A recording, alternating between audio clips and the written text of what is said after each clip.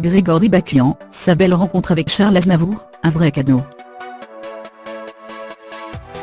Des moments privilégiés et une magnifique chanson en cadeau. Parfois, un heureux hasard a tout d'une évidence. Ainsi, faut-il s'étonner que la route de Grégory Bakian, après avoir pris un virage à 180 degrés pour l'éloigner du sport automobile, ait croisé celle de Charles Aznavour, son maître à penser en matière de chansons. Alors qu'il prépare actuellement son premier album, dans le sillage d'un EP prometteur, et d'un tour de chant conclu en apothéose au Palace, et qui révélera à la fin du printemps, l'équipe artistique qui l'embarquera dans cette aventure, le jeune chanteur peut se targuer de bénéficier du patronage précieux du grand Charles. L'ancien espoir des circuits, nous a raconté ce rapprochement inespéré avec cette figure primordiale de son panthéon personnel, qui compte également Johnny, Brel ou Balavoine. Quelqu'un m'a fait rencontrer Mischa Aznavour, fils de Charles, avec qui on a eu un super feeling, se souvient-il. Mischa a accepté de s'occuper de moi, de devenir mon éditeur et un peu mon parrain musical, même si ce que je faisais n'était pas forcément dans son style. Mais il a adoré ma voix et a trouvé que j'avais un vrai talent d'interprète. Il m'a aidé à me créer un répertoire en me présentant des auteurs et des compositeurs. Il me demande mes influences, et commence à me présenter des gens, Michel Jourdan, un monument. Il contacte ces gens-là, il leur fait écouter ma voix, et on n'a que des retours positifs. Je me retrouve à travailler avec des monstres sacrés de la chanson française, que j'admirais dans les livrets des albums d'artistes que j'écoutais, Francis Lay, Armango, Patrice Verao, Michel Jourdan. Je me retrouve tout de suite à avoir une dizaine de chansons, des titres incroyables, des collaborations dingues. Jusqu'au jour où, exalté en considérant cette chance qu'il a eue, Grégory Bakian s'émeut en arrivant au point culminant de son récit. Un de ces moments qui vous marque à vie, et dont la seule pensée vous y ramène avec une netteté phénoménale, jusqu'au jour où Mischa me fait écouter une chanson, une mélodie qui était en cours d'écriture. C'est mon père qui est en train de travailler dessus, donc je ne peux pas m'engager. Me dit-il, mais je vais faire écouter à mon père une démo de ta voix ce soir. Le lendemain, on se revoit et il me dit, mon père trouve que tu as une très jolie voix, et ma mère est carrément fan, elle a adoré. Mon père t'attend au piano, dans la salle de répétition. Et la première rencontre se fait comme ça, Mischa entre, je rentre sur la pointe des pieds, je vois Charles Aznavour assis au piano en train de m'attendre. Je m'avance timidement, très impressionné, même si je le croisais, et le saluais dans les bureaux, mais c'était là notre première rencontre artistique.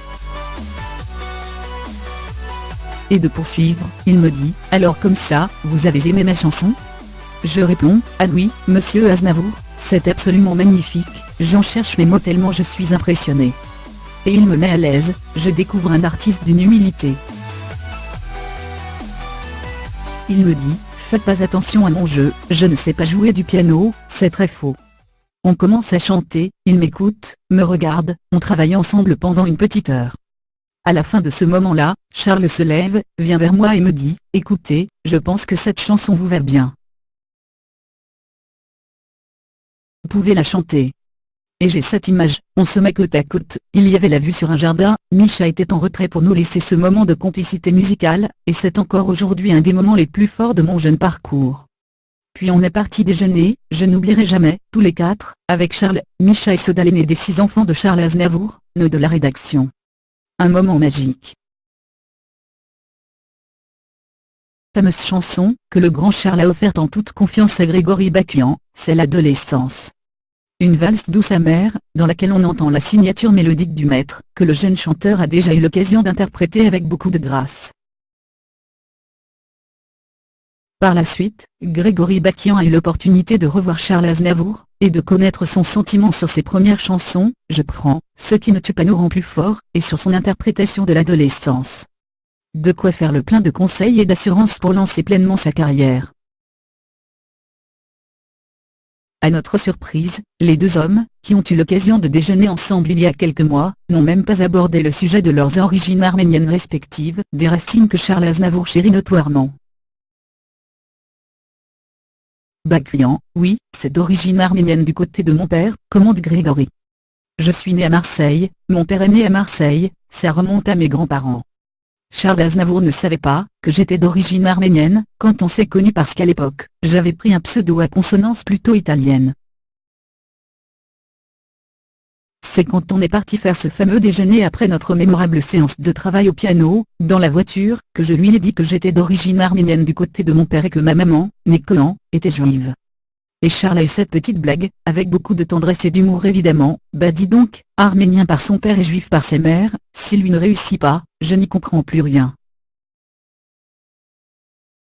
Trêve de plaisanterie, le jeune homme a une conscience profonde de cette histoire dont il est le prolongement, avec des origines du côté de deux peuples qui ont vachement trinqué. J'ai connu mon grand-père paternel, décédé à 103 ans, j'ai pu échanger avec lui sur son exil de Turquie au début du siècle dernier, et son arrivée en France dans les années 1920. Confie-t-il avec gravité. À l'âge de 101 ans, quand il en parlait, il en avait encore les yeux embués. Et mon autre grand-père aussi, parti beaucoup plus jeune malheureusement, qui m'a parlé de la Seconde Guerre mondiale, de la difficulté de vivre en étant juif, de fuir, de se cacher. De nos jours, ça paraît surréaliste. Tout cela fait de moi aussi qui je suis aujourd'hui. À savoir, un homme sensible et un artiste pour qui le message importe, et dont le public découvrira bientôt les différentes facettes.